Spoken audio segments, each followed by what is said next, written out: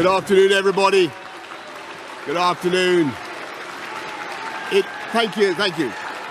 It is clearly now the will of the Parliamentary Conservative Party that there should be a new leader of that party and therefore a new Prime Minister.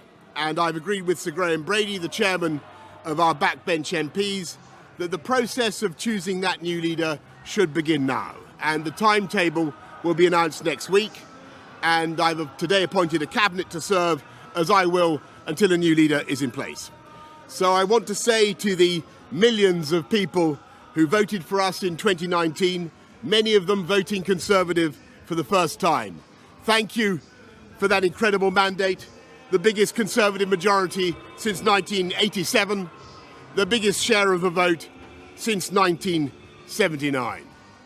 And the reason I have fought so hard in the last few days to continue to deliver that mandate in person was not just because I wanted to do so, but because I felt it was my job, my duty, my obligation to you to continue to do what we promised in 2019.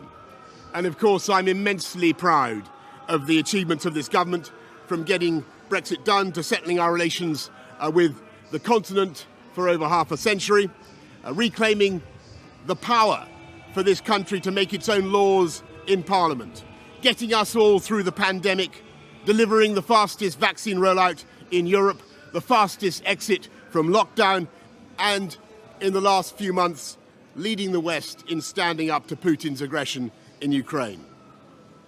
And let me say now to the people of Ukraine that I know that we in the UK will continue to back your fight for freedom for as long as it takes.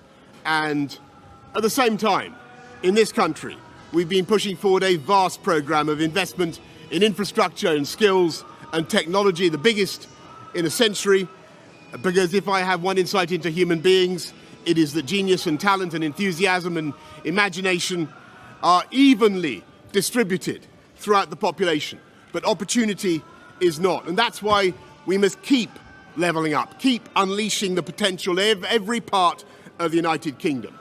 And if we can do that in this country, we will be the most prosperous in Europe.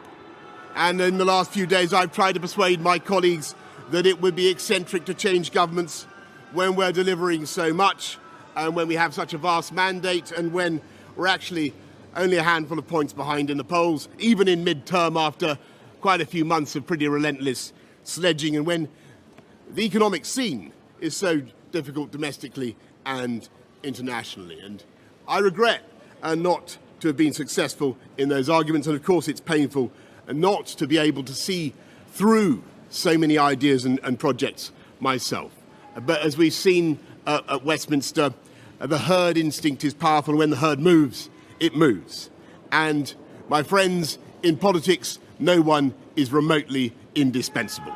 And our brilliant and Darwinian system will produce another leader equally committed to taking this country forward through tough times, not just helping families to get through it, but changing and improving the way we do things, cutting burdens on businesses and families, and yes, cutting taxes, because that is the way to generate the growth and the income we need to pay for great public services. And to that new leader, I say, whoever he or she may be, I say I will give you as much support as I can. And to you, the British public, I know that there will be many people who are relieved, and perhaps quite a few who will also be disappointed. And I want you to know how sad I am to be giving up the best job in the world. But them's the breaks. I want to thank Carrie and our children and all the members of my family who have had to put up with so much for so long.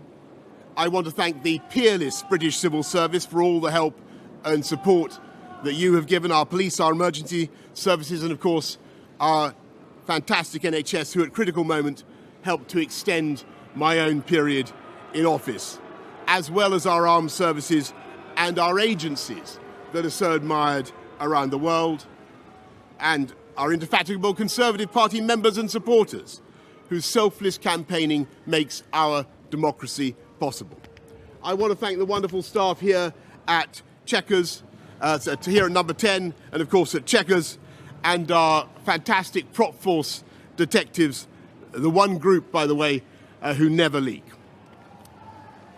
Above all, I want to thank you, the British public, for the immense privilege that you have given me.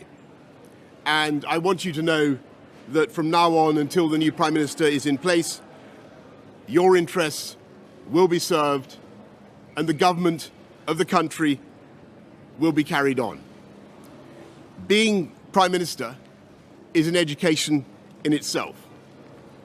I've travelled to every part of the United Kingdom, and in addition to the beauty of our natural world, I've found so many people possessed of such boundless British originality and so willing to tackle old problems in new ways that I know that even if things can sometimes seem dark now, our future together is golden. Thank you all very much. Thank you.